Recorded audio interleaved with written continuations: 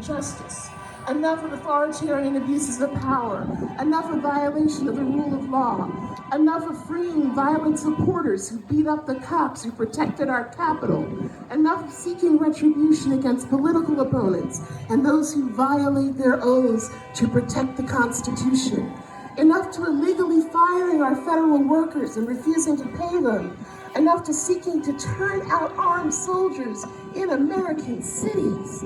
Only a king can declare war without consulting or advising Congress. Children are being killed in our name. The Straits of Hormuz are closed. The global food supply is threatened.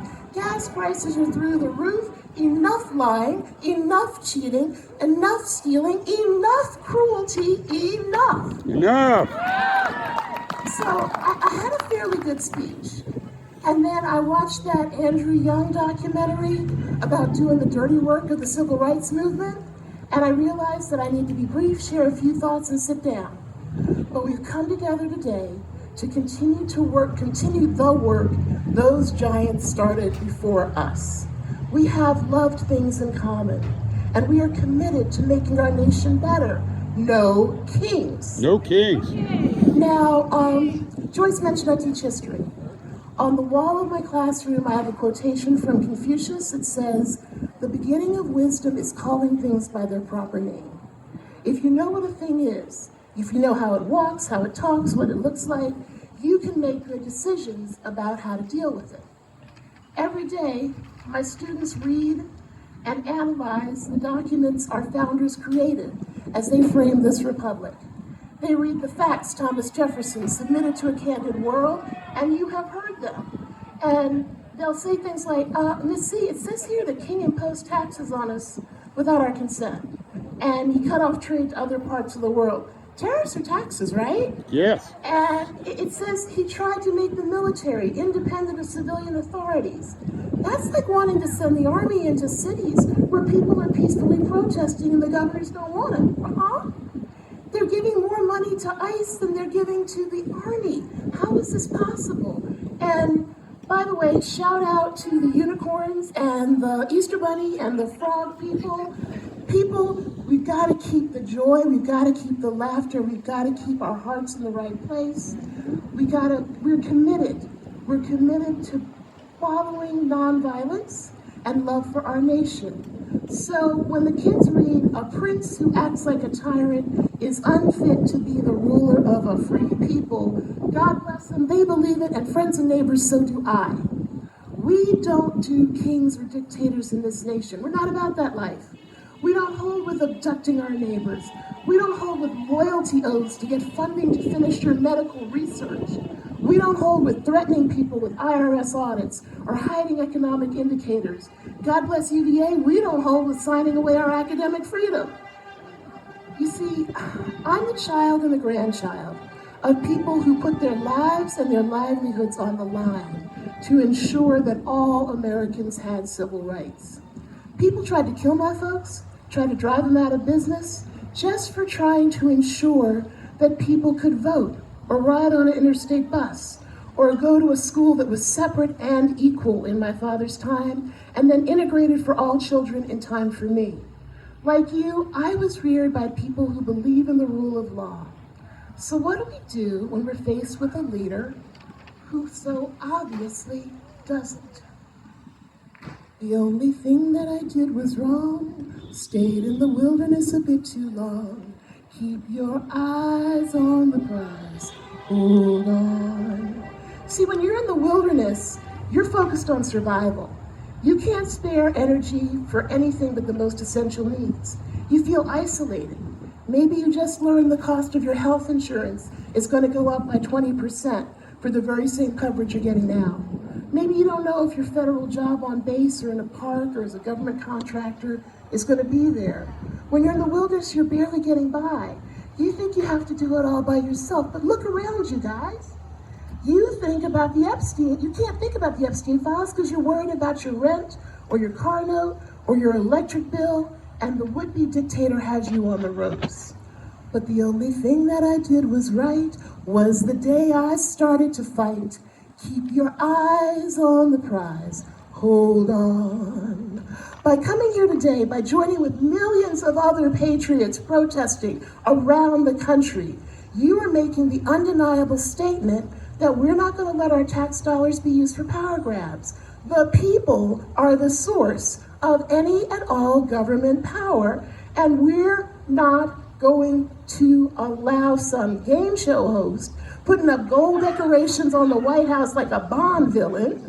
We're not going to stand for this clear and present danger to our freedom, to our health, to our wealth, to our safety.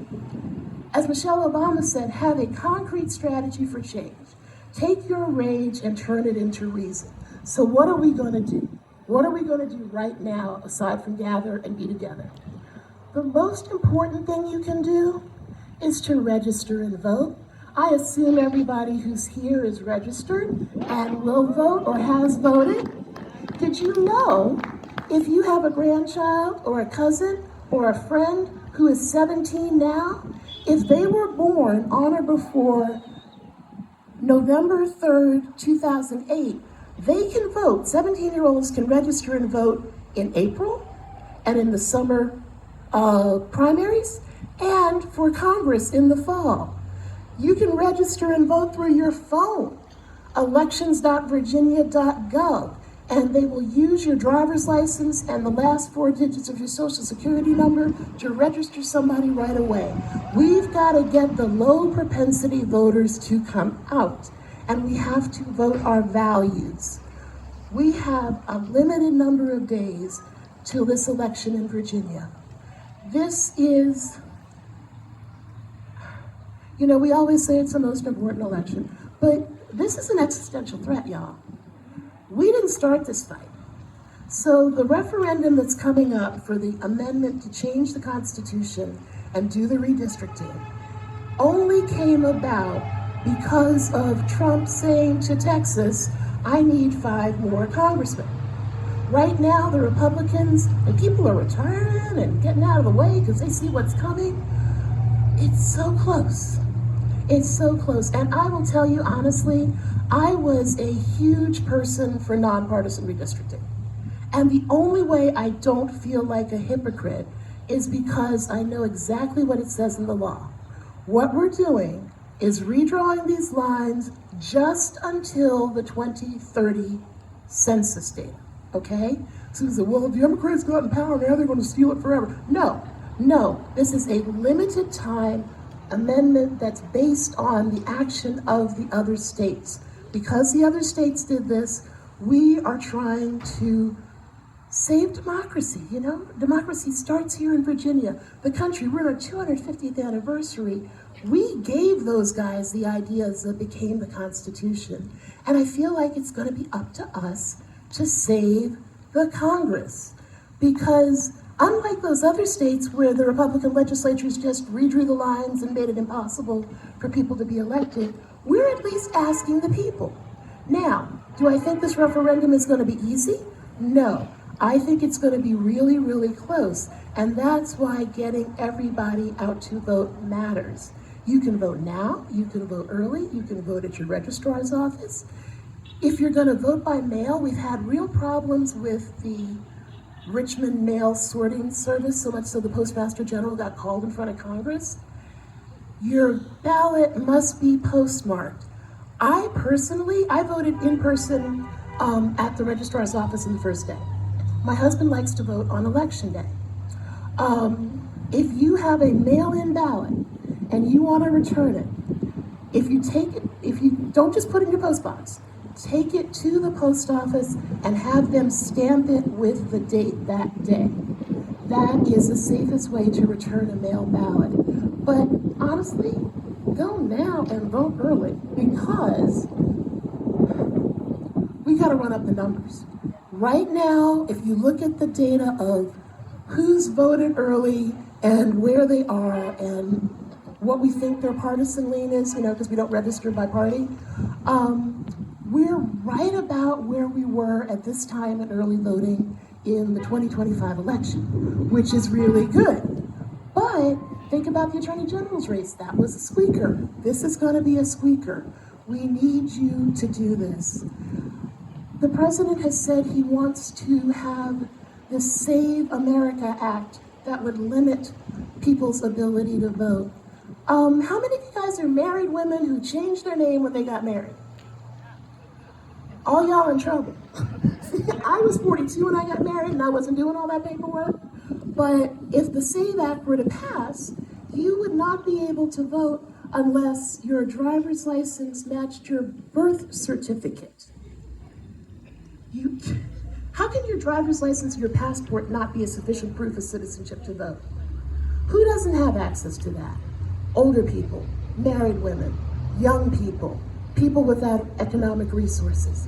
All these things are being done intentionally, in a focused way, and I was just saying this to Hallie, it's more bold than it was in the 60s. In the 60s, they could appeal to President Kennedy and say, look what they're doing in Selma, look what they're doing, it's wrong, and people felt guilty. Now they feel joy. Now they want to see people they don't like punished. But we're going to stand up to that. I've gotten a lot of calls in the past couple of days because people are getting flyers. How many guys have gotten a flyer what has President Obama telling you to vote no, or Abigail Spanberger from 9 years ago? Look, y'all, if you feel like you have to cheat to win, you don't deserve to win. That means they're scared. But it also means they're willing to do anything. And we have to be better than that. We have to protect democracy. This is a harder ask, okay? Talk to your friends and neighbors who are not here today, who didn't come out, about why you came out. Nobody wants to make it weird, but you can say, hey, I had so much fun at the rally this Saturday. I met cool people. We're fired up for freedom. Your job is not to persuade them to your way of thinking. Your job is to let them know that you have a trusted friend they can talk to when they're thinking about the state of our nation. Be nice. Look for points of agreement.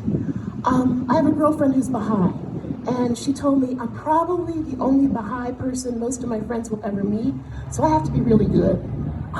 Be that good neighbor who doesn't make them feel stupid if they change their mind.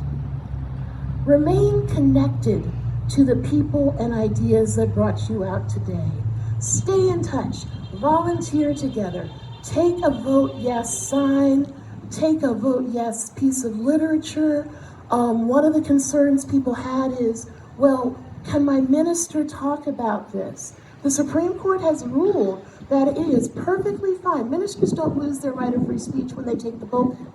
So it is perfectly fine for people in your churches, in your community organizations, religious organizations, to advocate for voting yes, because it's our job to save democracy. I love teaching about Frederick Douglass because he wasn't just for freedom and votes for black men. He supported women's rights too, and as Fannie Lee Hamer said, ain't nobody free till everybody's free. I believe in freedom for everyone. Freedom, safety, equality. And as Molly Ivins would say, beloveds, don't forget to tell them how much fun it was. Let's get in good trouble together. I got my hand on the gospel plow. I won't take nothing from my journey now. Keep your eyes on the prize. Hold on.